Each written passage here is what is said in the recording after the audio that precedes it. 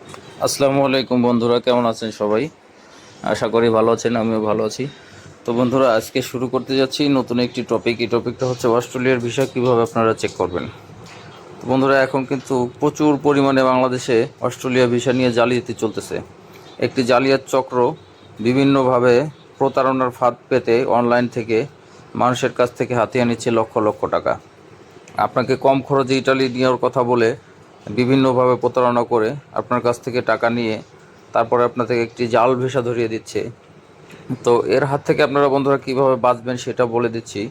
আপনারা করবেন কি, বাংলাদেশে যে সমস্ত অ্যাম্বাসি আছে সরকার কর্তৃক সরকার অনুমোদিত, সেখানে যাবেন এবং তাদের সাথে কথা বলবেন। তাদের সাথে কথা বলে অ্যাম্বাসির মাধ্যমে একটি ভিসা সেন্টারের মাধ্যমে আপনারা আপনাদের কাজগুলো জমা দেবেন এবং কাগজপত্র জমা দিয়ে ওখান থেকে টাকা পয়সা জমা দিয়ে তারপরে হচ্ছে যাবেন, নচেত প্রতারণার শিকার হবেন। তো বন্ধুরা, চলুন শুরু করা যাক কীভাবে আপনি ভিসাটি চেক করবেন।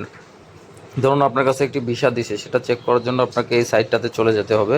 তো এই সাইটটার লিঙ্ক আমি ডেসক্রিপশন বক্সে দিয়ে দেবো। এই লিঙ্কটা ওখান থেকে আপনারা কপি করে নিয়ে আসতে পারেন, অথবা যদি ওখান থেকে না আনতে পারেন তাহলে আপনারা এখানে আপনারা সার্চ দিতে পারেন।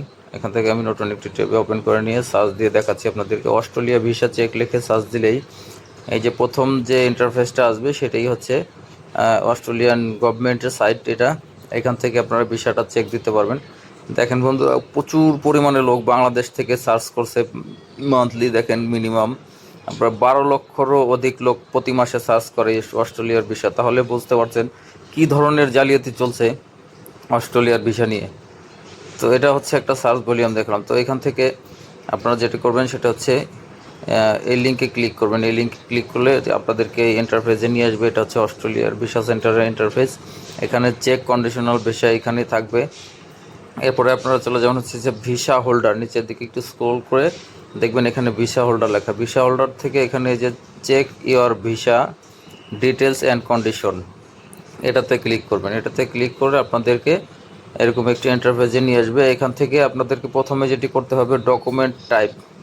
এই যে ডকুমেন্ট টাইপ, আপনি কোন ধরনের ডকুমেন্ট দিয়ে আবেদন করছেন। নিশ্চয়ই আপনার পাসপোর্ট দিয়ে, যেহেতু আপনি বাংলাদেশি, পাসপোর্ট ছাড়া তো অন্য কোনো কিছু দিয়ে আবেদন করেননি।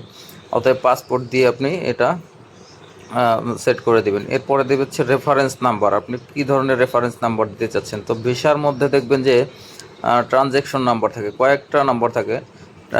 হচ্ছে আপনার ট্রানজ্যাকশন রেফারেন্স নাম্বার, তারপর হচ্ছে ভিসা এভিডেন্স নাম্বার, তারপর হচ্ছে ভিসা গ্র্যান্ট নাম্বার। এই তিনটা জিনিস আপনার ভিসার মধ্যে থাকবেই মাস্ট। আর পাসওয়ার্ডটা এটা তো আপনার মানে যে আপনার এই আবেদনটা করছে তার কাছেই থাকে, সে আপনাকে চাইলেও পাসওয়ার্ডটা দিবে না। তো আপনাকে যেটা করতে হবে সেটা হচ্ছে আপনি ভিসা গ্র্যান্ট নাম্বার অথবা ভিসা এভিডেন্স নাম্বার অথবা ট্রানজ্যাকশন নাম্বার। তো সবচেয়ে সহজ যেটা সেটা হচ্ছে ট্রানজ্যাকশন নাম্বার, যেটা ট্রানজ্যাকশন রেফারেন্স নাম্বার, এটাতে আপনারা সিলেক্ট করবেন।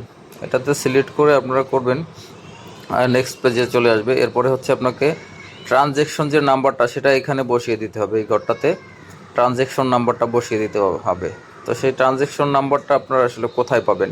ট্রানজ্যাকশন নাম্বারটা ভিসা কপির কোথায় থাকে? আপনাদেরকে যে ভিসা কপিটা দেওয়া হয়েছে তার কোথায় থাকে? তো এরকম একটি ভিসা কপি আপনাদেরকে দিবে। তো এর মধ্যে এখানে দেখেন যে ট্রানজ্যাকশন রেফারেন্স নাম্বার লেখা আছে। এই ট্রানজ্যাকশন রেফারেন্স নাম্বারের ঘরে আমি এটা হাইড করে রাখছি। এখানে হচ্ছে আপনার ট্রানজ্যাকশন রেফারেন্স নাম্বারটা দেওয়া থাকে। তো ওখান থেকে আপনারা নাম্বারটা দেখে তারপরে হচ্ছে আপনারা টাইপ করবেন।